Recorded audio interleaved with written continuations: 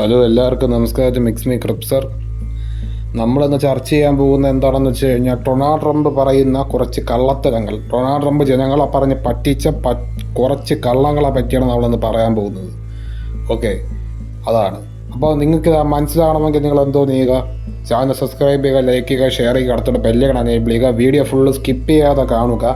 Okay, അത്രയേ ഉള്ളൂ, വേറൊന്നുമില്ല. അപ്പോൾ നമുക്ക് വീഡിയോയിലോട്ട് പോകാം. ഡൊണാൾഡ്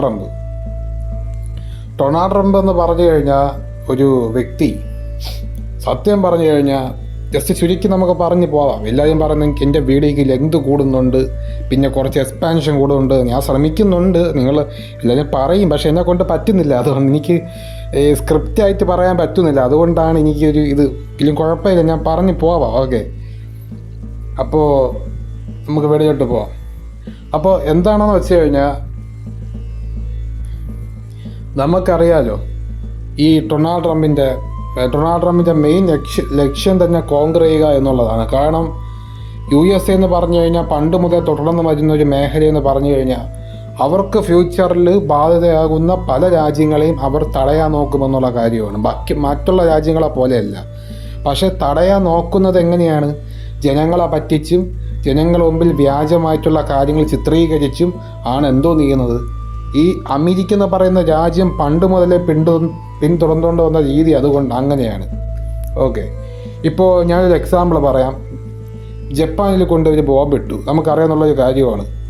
ഓക്കെ, അപ്പോൾ അവർ പറയാം ടെസ്റ്റ് ചെയ്യാൻ കൊണ്ടിട്ടു, അങ്ങനെ കൊണ്ടിട്ട് ഇങ്ങനെ കൊണ്ടിട്ടു എന്നൊക്കെ നമ്മൾ പറയും. പക്ഷേ അന്ന് ജപ്പാനിനെതിരെ ഇവർ ബോംബിട്ടു.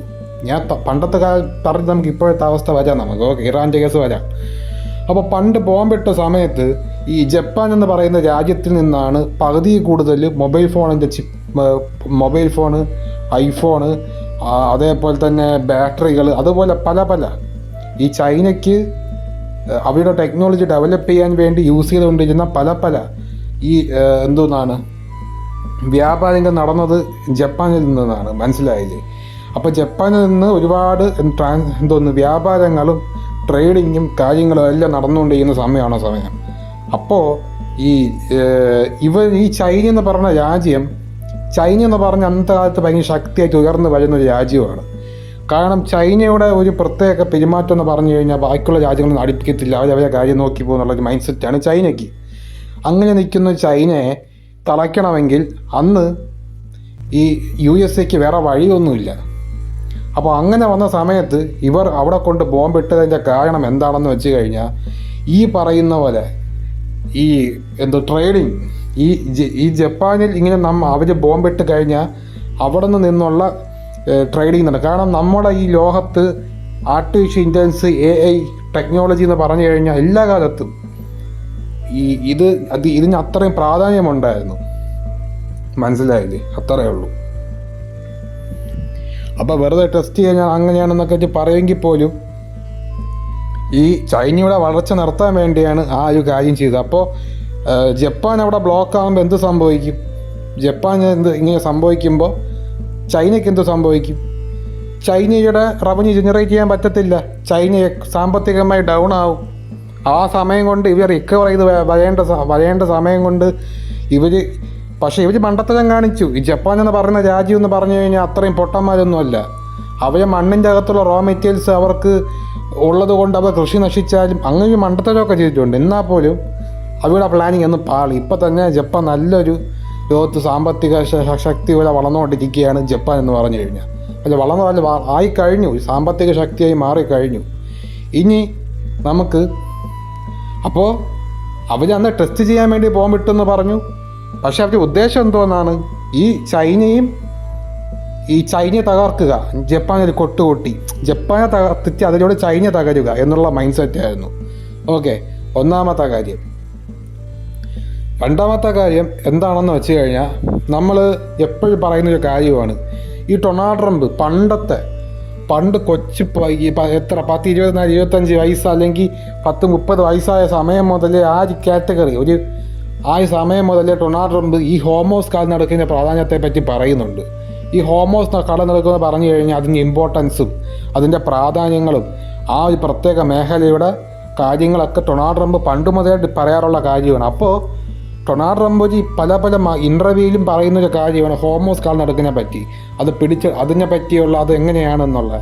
അപ്പോൾ പുള്ളിക്കെന്ന് പറഞ്ഞാൽ പണ്ട് മുതലേ ഈ പറയുന്ന ഇതൊന്നുമല്ല, പണ്ട് മുതലേ എന്തോന്നാണ് ഡൊണാൾഡ് ട്രംപിന് ആഗ്രഹം ഉണ്ടായിരുന്നു ഹോമോസ് പിടിച്ചെടുക്കണമെന്നുള്ള കാര്യം. പക്ഷേ ജനങ്ങളെ മുമ്പിൽ അത് എങ്ങനെയാണ് പുള്ളി പ്രസൻറ്റ് ചെയ്തതെന്ന് വെച്ച് കഴിഞ്ഞാൽ, ജനങ്ങളെ മുമ്പിൽ പറഞ്ഞു ഇറാൻ അണുവായുധങ്ങൾ ഉണ്ടാക്കുന്നു, ന്യൂക്ലിയർ ബോംബ് ഉണ്ടാക്കുന്നു, അത് ഒരിക്കലും നല്ലതല്ല, അത് നമുക്ക് ഇഷ്ടമല്ല എന്ന് പറയണം അവരെ മെക്കിട്ട് കയറിയത്. അമേരിക്ക അങ്ങനെ മെക്കിട്ട് കയറിയത്. പിന്നെ വേറൊരു കാര്യം കൂടെ ഉണ്ട്. എന്താണെന്ന് വെച്ച് കഴിഞ്ഞാൽ, ഇതെന്ന് പറഞ്ഞ് ജനങ്ങളെ പറ്റിക്കാൻ വേണ്ടി അവർ മാരകായുധങ്ങൾ ഉണ്ടാക്കുന്നു, അണുവായുധങ്ങൾ ഉണ്ടാക്കുന്നു, അതല്ല അവരുടെ പ്രശ്നം. അവരുടെ പ്രശ്നം ഹോമോസ് കടന്നെടുക്കുകയാണ്. അപ്പോൾ ഹോമോസ് കടന്നെടുത്ത് പിടിച്ചെടുക്കാൻ വേണ്ടി ജനങ്ങളുടെ മുമ്പിൽ ഇങ്ങനെ പറഞ്ഞു കഴിഞ്ഞാൽ റീസൺ ആവും, അത്രയേ ഉള്ളൂ, വേറൊന്നുമില്ല. എന്നിട്ട് ഡയറക്റ്റ് പോയി അവിടെ പ്രശ്നം ഉണ്ടാക്കുക. കാരണം ഈ ഹോമോസ് കടന്നെടുക്കുന്ന ഒരു പ്രത്യേകതയുണ്ട്. കാരണം ഈ ചൈനയിൽ നിന്ന് ഇറാൻ ചൈന ഇറാനിനോട് ഡിപ്പെൻഡ് ചെയ്യുന്നുണ്ട്, നമുക്കറിയാനുള്ള കാര്യമാണല്ലോ. ഓക്കെ, ഓയിലിൻ്റെ കാര്യത്തിലും പല കാര്യം ഗ്യാസിൻ്റെ കാര്യത്തിലൊക്കെ ഡിപ്പെൻഡ് ചെയ്യുന്നുണ്ട്. ഈ ഡിപ്പെൻഡൻസി കുറച്ചിട്ട് ഇവർക്കത് കൈക്കലാക്കി കഴിഞ്ഞാൽ എന്ത് സംഭവിക്കാം? ഇവർക്ക് പണ്ട് പെട്രോ ഡോളർ സിസ്റ്റം പോലെ തന്നെ ഇവർക്ക് എന്ത് ചെയ്യാൻ പറ്റും? ഈ ഹോമോസ് കടന്നിടക്കി കൂടെ ഉള്ള വരാൻ പോകുന്ന ട്രേഡിങ് കാര്യങ്ങളൊക്കെ അത് മൊത്തം ഇവർക്ക് പിടിച്ചെടുത്ത് കഴിഞ്ഞാൽ ഇവർക്ക് സുഖമായിട്ട് കൂടുതലും അവരുടെ ഡോളറിൻ്റെ മൂല്യം കൂടുകയും അതുമാത്രമല്ല അവരുടെ റവന്യൂ കൂടുതൽ ജനറേറ്റ് ചെയ്യാനും പറ്റും. ഇതാണ് ഇവരുടെ പ്ലാനിങ്. ഇനി നമുക്ക് വെനീസയുടെ കാര്യം നോക്കാം.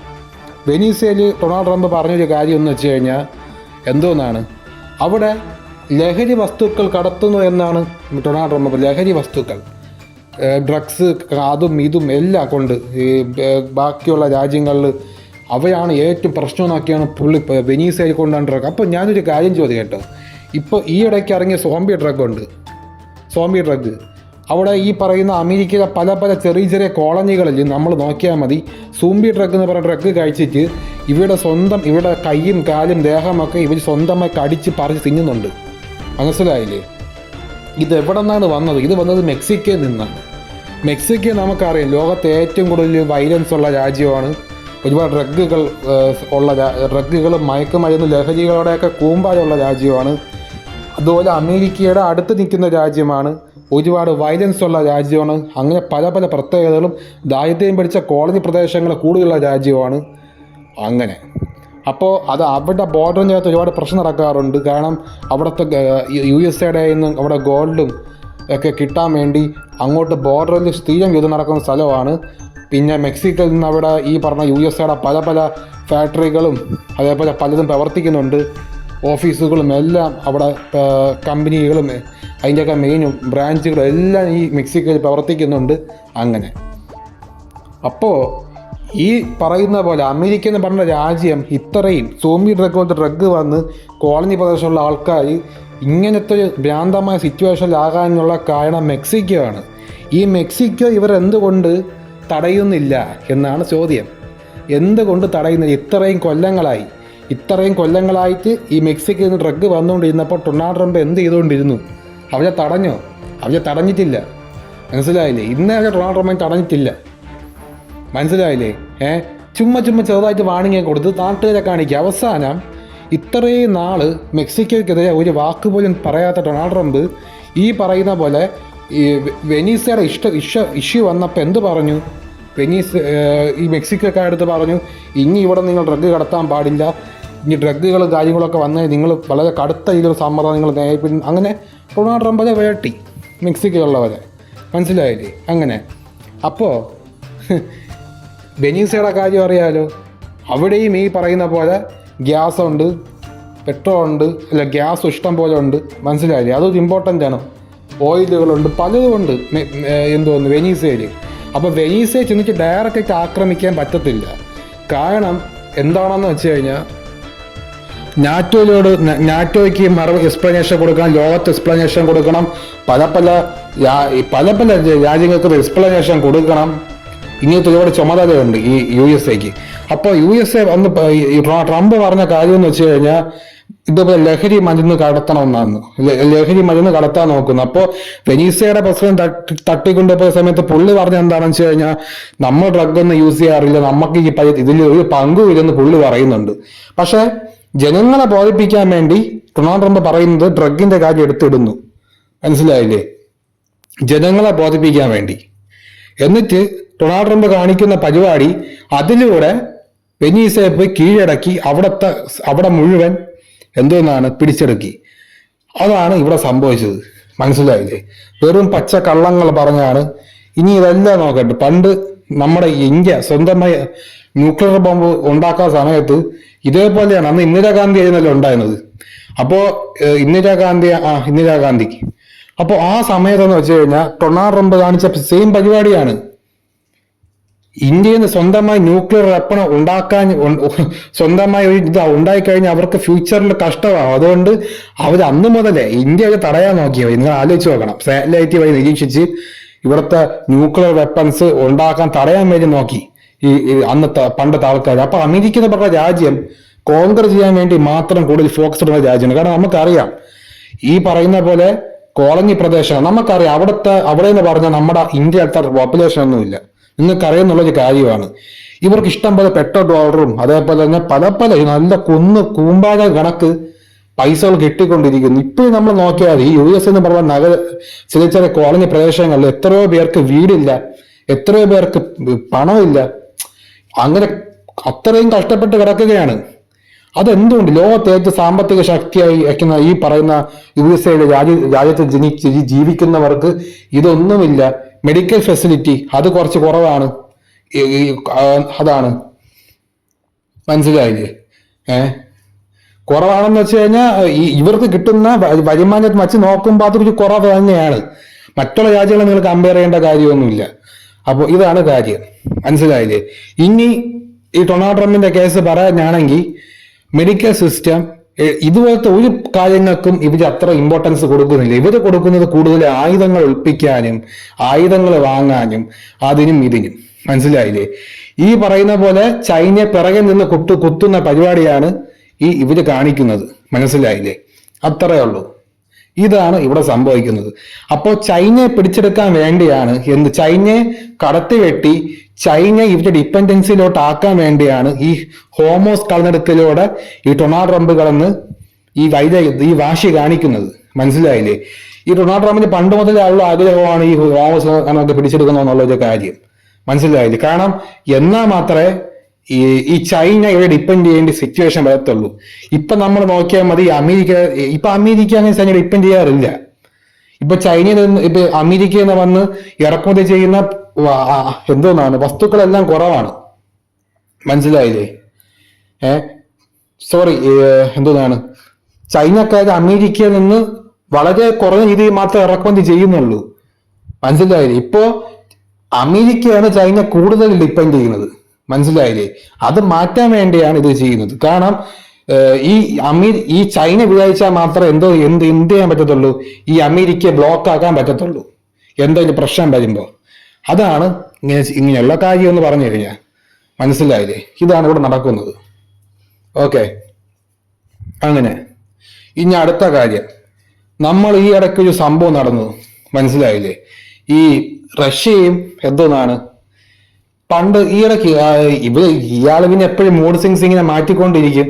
അപ്പൊ ഞാൻ ഈ പറയുന്ന കാര്യം നിങ്ങൾക്ക് എത്ര കണക്ട് ആവുമെന്ന് എനിക്ക് മനസ്സിലാക്കാം. ഞാൻ കാര്യം പറയാം. പണ്ട് ഇതേപോലെ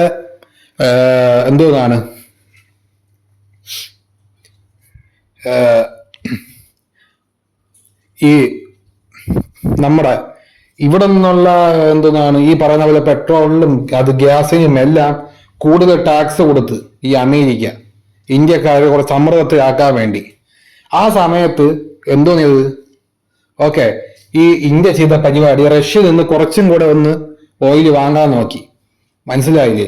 അന്ന് ഈ പറയുന്ന ഡൊണാൾഡ് ട്രംപ് പറയുന്നത് നിങ്ങൾ റഷ്യയിൽ നിന്ന് എണ്ണ വാങ്ങാൻ പാടില്ല, നമ്മളിൽ നിന്ന് മാത്രം എണ്ണ വാങ്ങാൻ പാടുള്ളൂ എന്ന് ഇവരാണ് അങ്ങോട്ട് പറഞ്ഞത്. അപ്പോ അന്ന് ഇന്ത്യ കേട്ടില്ല. ഇന്ത്യ ആ സമയത്ത് ചെയ്ത പരിപാടി എന്ന് വെച്ച് കഴിഞ്ഞാൽ ഇവിടുത്തെ ജർമ്മനി, സ്പെയിന്, അതുപോലെ തന്നെ ഈ പറഞ്ഞ രാജ്യങ്ങളുണ്ടല്ലോ, അങ്ങനത്തെ പല രാജ്യങ്ങളിലും നമ്മുടെ സുഗന്ധ ദ്രവ്യങ്ങളും അതും ഇതുമൊക്കെ കുറച്ച് കൂട്ടി അവർ വിറ്റ് തുടങ്ങി. അതിന് ഒരുപാട് ജനറേറ്റ് ആ പ്രതിസന്ധി ഒരുവിധം ഇന്ത്യ തന്ന് തരണം ചെയ്തു. കാരണം ഒരുപാട് ഇന്ത്യൻ വിഭവങ്ങൾ അവിടെയൊക്കെ ഒരുപാട് കയറി പോകുന്നുണ്ട്. പേർഷ്യ അങ്ങോട്ടെല്ലാം ഇത് പോകുന്നുണ്ട്. അങ്ങനെ വന്നപ്പോൾ എന്ത് സംഭവിച്ചു എന്ന് വെച്ച് കഴിഞ്ഞാൽ അത് ആ ഒരു ഭീഷണി ഇവർ കേൾക്കാതെ വന്നു, ഇന്ത്യ കേൾക്കാതെ വന്നു, ഒരു പരിധി വരെ കേൾക്കാതെ വന്നു. അത്രേ ഉള്ളൂ. അങ്ങനെ വന്ന സമയത്ത് നിങ്ങളൊരു കാര്യം ആലോചിച്ച് നോക്കണം. ഓക്കെ, ഇന്ത്യയുടെ തീരുമാനമാണ് റഷ്യയിൽ നിന്ന് എന്ത് വാങ്ങണം, എണ്ണ വാങ്ങണം എന്നുള്ളത്. മനസ്സിലായില്ലേ? ഇന്ത്യയുടെ തീരുമാനമാണ്, അത് വേറെ ആരും പറഞ്ഞു ചെയ്തതൊന്നുമല്ല. അപ്പോൾ ഡൊണാൾഡ് ട്രംപ് പറഞ്ഞ കാര്യം എന്താണ്? നമ്മൾ പെർമിഷൻ കൊടുത്തു ഇന്ത്യക്ക് റഷ്യയിൽ നിന്ന് എണ്ണ വാങ്ങാൻ വേണ്ടി, നമ്മൾ അങ്ങോട്ട് പെർമിഷൻ കൊടുത്തു എന്ന് കള്ളം പറഞ്ഞു. അപ്പൊ അങ്ങനെ പറയുമ്പോൾ എന്ത് സംഭവിക്കുന്നു വെച്ച് കഴിഞ്ഞാൽ ഈ രാജ്യങ്ങളെല്ലാം ഗ്ലോബൽ ഇതെല്ലാം ഒരു ചർച്ചയായി വിശ്വസിക്കും. നിങ്ങൾ മനസ്സിലായ? എല്ലാവരും അങ്ങ് വിശ്വസിക്കും. ഡൊണാൾഡ് ട്രംപ് പറയുന്ന പോലെ കേട്ടാണ് ഇന്ത്യ നിൽക്കുന്നത്, ഇന്ത്യ ഡൊണാൾഡ് ട്രംപിന് പേടിയാണ് എന്നുള്ള വ്യാജമായ ഇമേജ് ഇവർക്ക് വരുത്താൻ പറ്റും.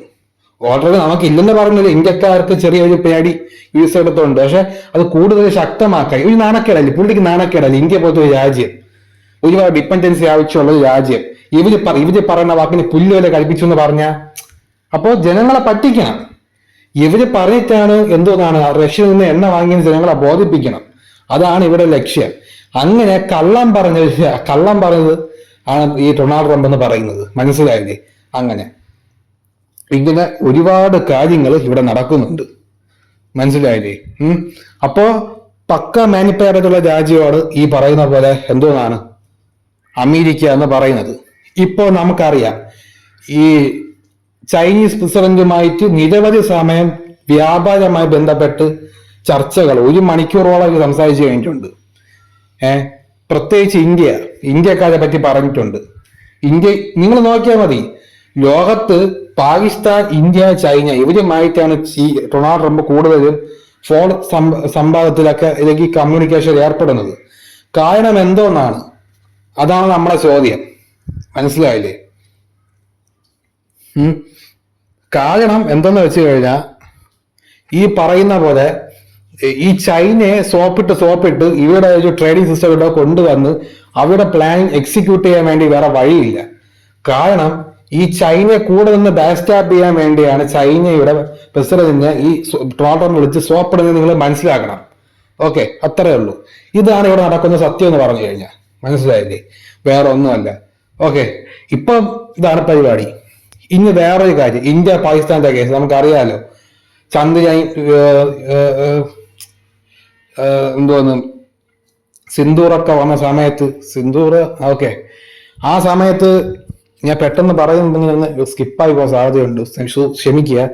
അപ്പോൾ നമുക്കറിയാനുള്ള കാര്യമാണ്. അപ്പോ ഇവിടെ എന്താണ് സംഭവിച്ചത്? ഓക്കെ, വെറുതെ ഡൊണാൾഡ് ട്രംപ് പറഞ്ഞു, ഞാൻ പറഞ്ഞുകൊണ്ടാണ് പാകിസ്ഥാൻകാർ ഇവിടെ വന്ന ന്യൂക്ലിയർ ബോംബ് ഇടാത്തത് എന്ന് വെറുതെ പുള്ളി പറഞ്ഞ് തള്ളി. മനസ്സിലായില്ല? അവന്മാർക്ക് പേടി, ന്യൂക്ലിയർ ബോംബ് ഇടാൻ പേടി പാകിസ്ഥാന്, അവർ ഇട്ടില്ല.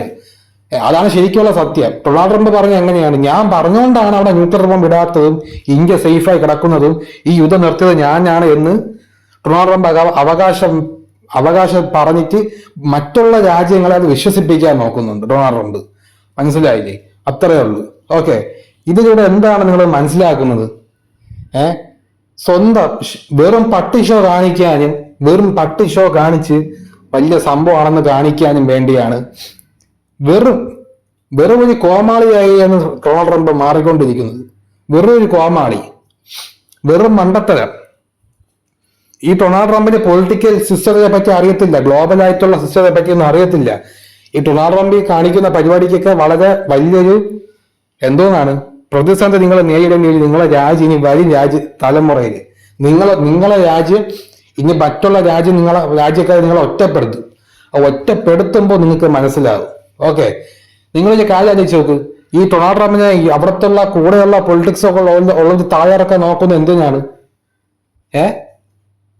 ഈ ഇടയ്ക്ക് കുറെ ഒരു ഡ്രാമ പ്ലാൻ ചെയ്തല്ലോ, ഡൊണാൾഡ് ട്രംപിനെ വെടിവെച്ച് കൊല്ലാൻ പോകുന്ന ഡ്രാമ. ഇത്രയും ചെക്കിങ്ങും ഇത്രയും സെക്യൂരിറ്റിയും ഇത്രയും ഇതൊക്കെ ഉള്ള ഒരു അഡ്വാൻസ്ഡ് ആയിട്ടുള്ള രാജ്യത്തിൽ എങ്ങനെയാണ് നിങ്ങൾ ചിന്തിച്ചു നോക്കണം? ഒരാൾ നിൽക്കുന്ന സമയത്ത് ഒന്ന് വെടിവെച്ചിട്ട് പോകുന്നത് ഇത്രയും ബിൽഡിങ്ങിന്റെ മുകളിൽ വന്നിട്ട് നിങ്ങൾ ആലോചിച്ച് നോക്കണം. ഇവർക്ക് പ്രത്യേകമായി പ്രൊസീജിയർ ഉണ്ട്. എന്താണെന്ന് വെച്ച് കഴിഞ്ഞാൽ ഒരു